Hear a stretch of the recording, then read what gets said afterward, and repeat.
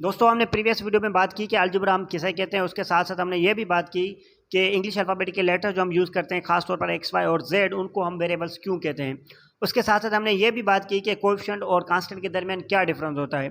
दोस्तों इस वीडियो में हम बात करेंगे कि अलजेब्रिक एक्सप्रेशंस क्या होते हैं और उनको हम आपस में किस तरह से ऐड और सब्ट्रैक्ट कर सकते हैं।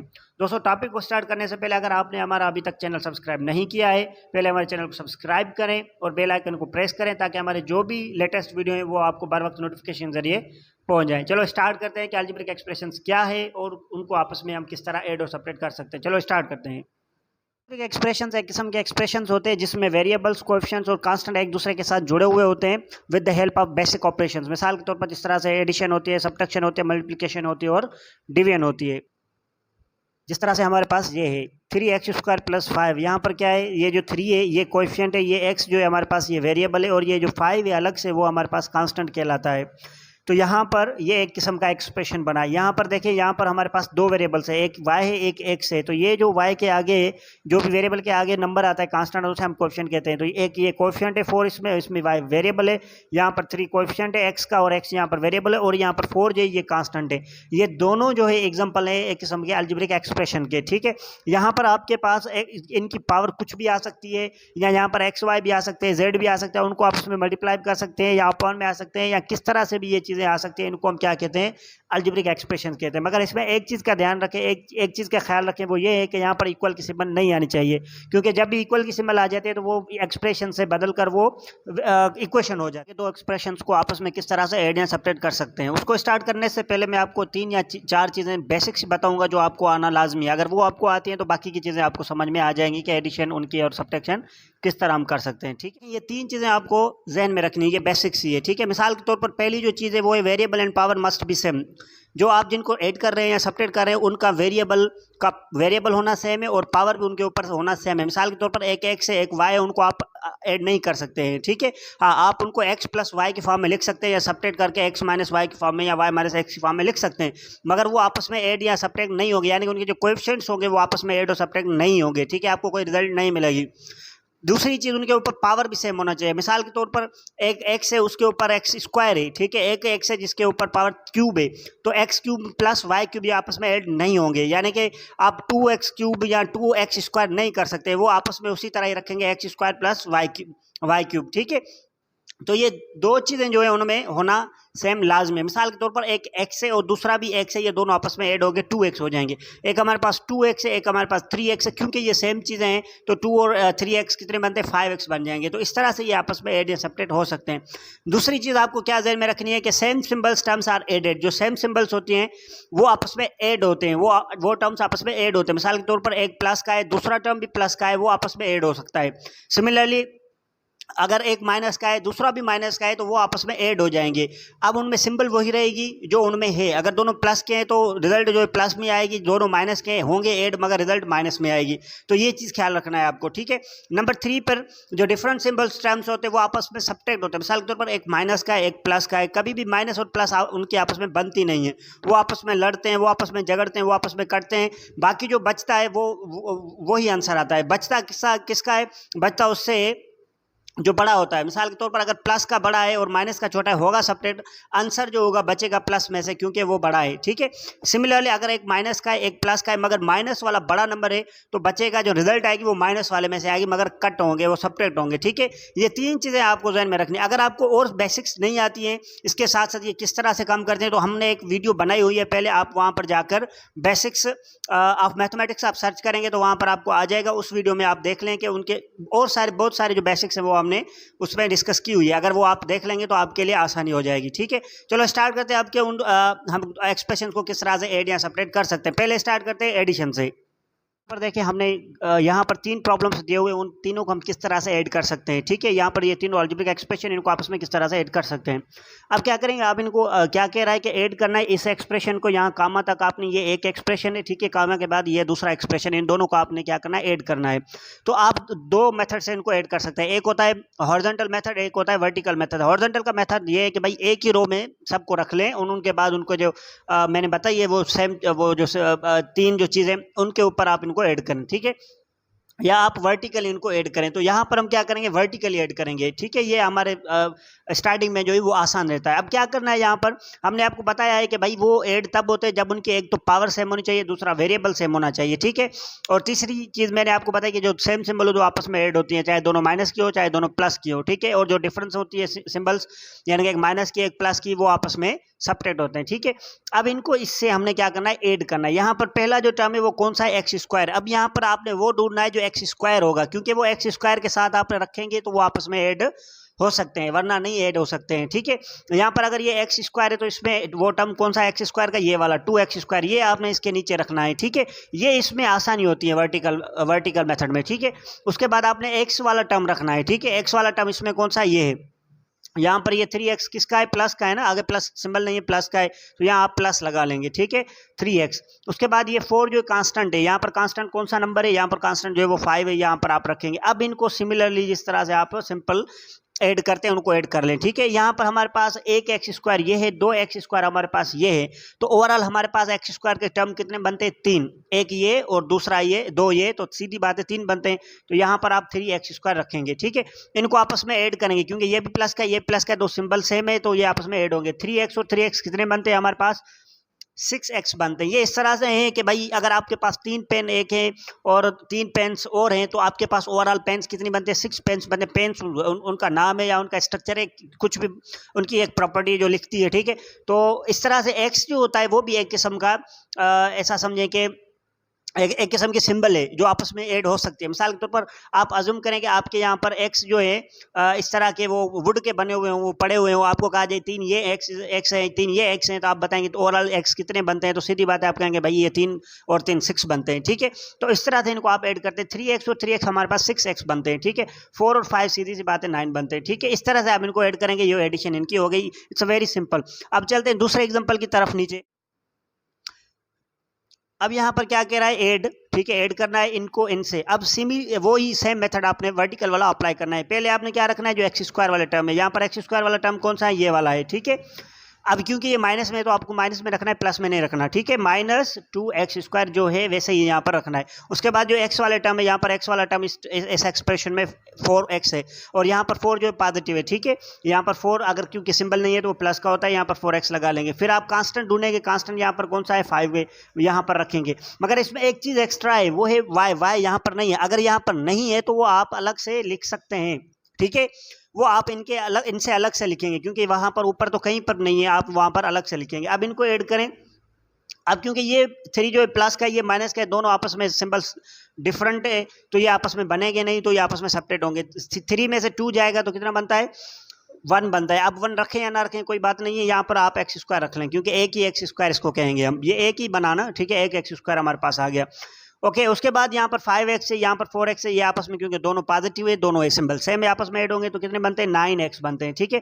अब यहाँ पर ये 2 माइनस का है, ये 5 प्लस का है, क्योंकि ये दोनों डिफरेंस है तो आपस में सेपरेट होंगे। तो 5 में से 2 जाएगा, सेपरेट होगा तो कितने बनते हैं, 3 बनते हैं। किसमें से बने, जो बड़ा है उसमें से बचते हैं।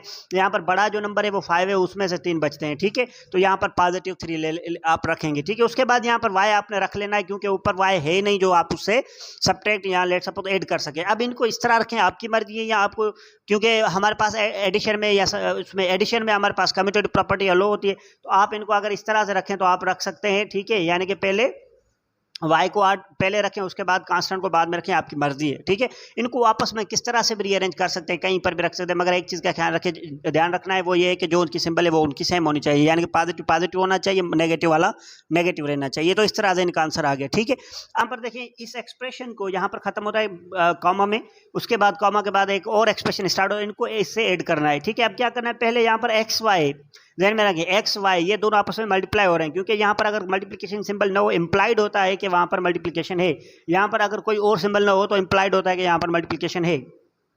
यहाँ पर आपने एक्स वाई, यहाँ पर एक्स वाई कौन सा है इस टर्म में, ये वाला है, तो ये यहाँ पर रखना है एक्स वाई, ठीक है। उसके बाद यहाँ पर वाई स्क्वायर रखना है, यहाँ पर वाई स्क्वायर है आपके पास, यहाँ पर वाई स्क्वायर आपके पास नहीं है, तो आपने वाई स्क्वायर वाले को छोड़कर अभी आगे जाना है। तो यहाँ पर क्या है, फिर x वाला 3x है, यहाँ पर 3x वाला कौन सा टर्म है, यहाँ पर ये है, तो इनको आपस में ऐड करेंगे क्योंकि यहाँ पर पॉजिटिव है, ठीक है।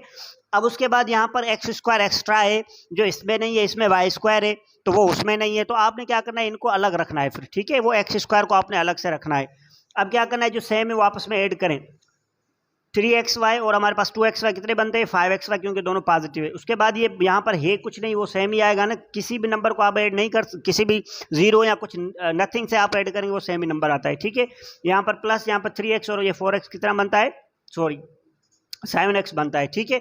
यहाँ पर क्योंकि x स्क्वायर है नहीं तो वो आपने सेम रखना है। अब ये आपका आंसर आ गया, आप इनको किस तरह से तरतीब दें, ऑर्डर दें, वो आपकी मर्जी है। मिसाल के तौर पर मैं पहले यहाँ पर x स्क्वायर रखता हूँ, उसके बाद 5y स्क्वायर रखता हूँ, ठीक है।